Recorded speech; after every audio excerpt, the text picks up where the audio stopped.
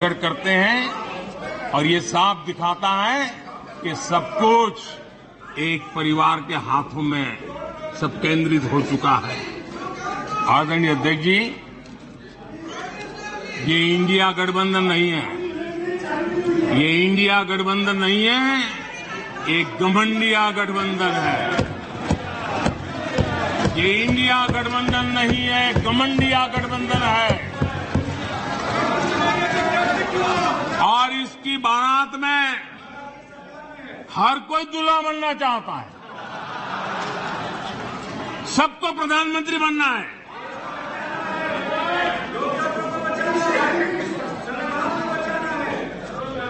आदरणीय अध्यक्ष जी, इस गठबंधन ने यह भी नहीं सोचा है कि किस राज्य में आपके साथ, आप किसके साथ कहां पहुंचे हैं। पश्चिम बंगाल में आप टीएमसी और कम्युनिस्ट पार्टी के खिलाफ है और दिल्ली में एक साथ है।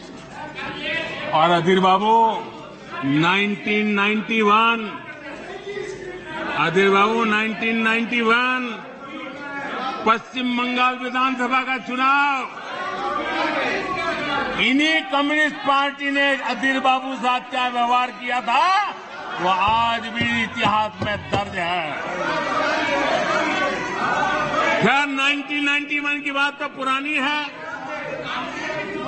पिछले साल केरला के वायनाड में जिन लोगों ने कांग्रेस के कार्यालय में तोड़फोड़ की, ये लोग उनके साथ दोस्ती करके बैठे हैं। बाहर से तो अपना लेबल बदल सकते हैं, लेकिन पुराने पापों का क्या होगा, यह पाप आपको लेके डूबेंगे। आप जनता जनार्दन से ये पाप कैसे छिपा पाओगे? आप नहीं छिपा सकते हो। और इनको आज जो हालत, इसे मैं कहना चाहता हूं, अभी हालात ऐसे हैं, इसलिए हाथों में हाथ। अभी हालात ऐसे हैं, इसलिए हाथों में हाथ। जहां हालात तो बदले, फिर छुरियां भी निकलेगी।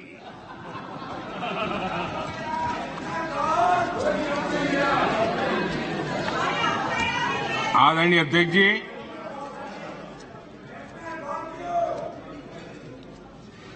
ये घमंडिया गठबंधन देश में परिवारवाद की राजनीति का सबसे बड़ा प्रतिबिंब है। देश के स्वाधीनता सेनानियों ने, हमारे संविधान निर्माताओं ने हमेशा परिवारवादी राजनीति का विरोध किया था। महात्मा गांधी, सरदार वल्लभ भाई पटेल, बाबा साहब आम्बेडकर, डॉक्टर राजेंद्र प्रसाद, मौलाना आजाद, गोपीनाथ बोरदोली, लोकनायक जयप्रकाश, डॉक्टर लोहिया, आप जितने भी नाम देखेंगे, सबने परिवारवाद की खुलकर आलोचना की है, क्योंकि परिवारवाद का नुकसान देश के सामान्य नागरिक को उठाना पड़ता है। परिवारवाद सामान्य नागरिक के, उसके हकों, उसके अधिकारों से वंचित है।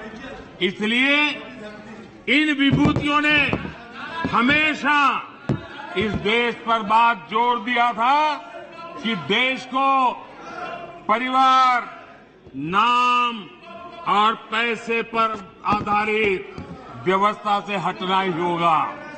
लेकिन कांग्रेस को हमेशा ये बात पसंद नहीं आई। आदरणीय अध्यक्ष जी, हमने हमेशा परिवारवाद का विरोध करने वालों का हमने बराबर देखा है कि उसके प्रति उनकी कैसी नफरत की बातें।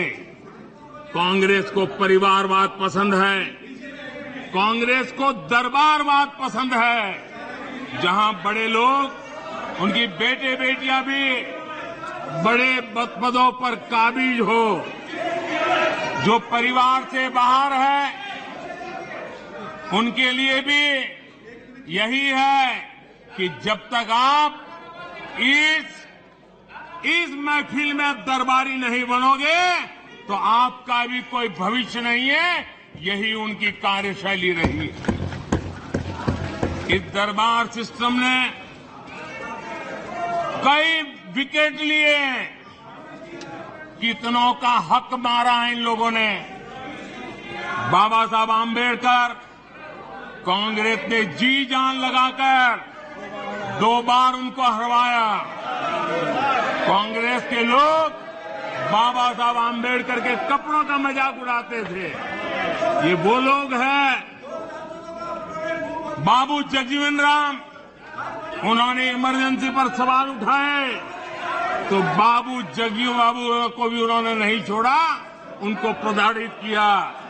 मोरारजी भाई देसाई, चरण सिंह, चंद्रशेखर जी, आप कितने ही नाम लीजिए।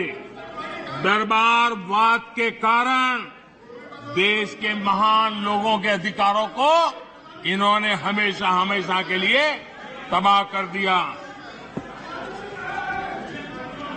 यहां तक कि जो दरबारी नहीं थे, जो दरबारवाद से जुड़े नहीं थे, उनके पोर्ट्रेट तक पार्लियामेंट में लगाने से इनको झिझक होती थी। 1990 में उनके पोर्ट्रेट सेंट्रल हॉल में तब लगी जब बीजेपी समर्थित गैर कांग्रेसी सरकार सामने आई। लोहिया जी की पोर्ट्रेट भी संसद में तब लगी जब 1991 में गैर कांग्रेस सरकार बनी। नेताजी की पोर्ट्रेट 1978 में सेंट्रल हॉल में लगाई जब जनता पार्टी की सरकार थी। लाल बहादुर शास्त्री और चरण सिंह, उनका पोर्ट्रेट भी 1993 में गैर परिवार की सरकार में लगा। सरदार पटेल के योगदान को भी कांग्रेस ने हमेशा नकारा। सरदार साहब को समर्पित विश्व की सबसे ऊंची स्टैच्यू ऑफ यूनिटी प्रतिमा बनाने का गौरव भी हमें प्राप्त हुआ। हमारी सरकार ने दिल्ली में पीएम म्यूजियम बनाया, सारे पूर्व प्रधानमंत्रियों को सम्मान दिया। पीएम म्यूजियम दल और पार्टी से ऊपर उठकर सभी प्रधानमंत्रियों को समर्पित है। उनको ये भी नहीं पता है क्योंकि उनके परिवार के बाहर का कोई भी प्रधानमंत्री बना हो, वो उनको मंजूर नहीं है, वो उनको स्वीकार नहीं है।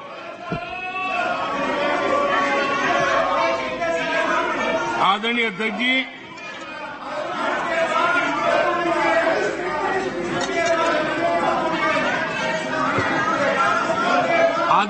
जी, बहुत बार कुछ बुरा बोलने के इरादे से भी जब कोशिश होती है तो कुछ न कुछ सच भी निकल जाता है। और सच में ऐसे अनुभव हम सबको है, कभी कभी सच निकल जाता है। लंका हनुमान ने नहीं जलाई, लंका हनुमान ने नहीं जलाई, उनके घमंड ने जलाई।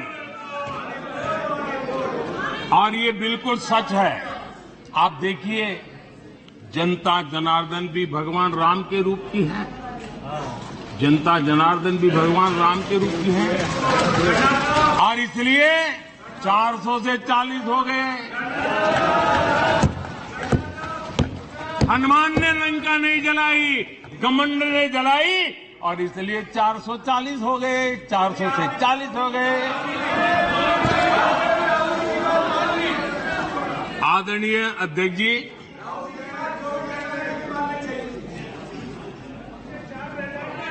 सच्चाई तो ये है, देश की जनता ने 2-2 बार 30 साल के बाद पूर्ण बहुमत की सरकार चुनी, लेकिन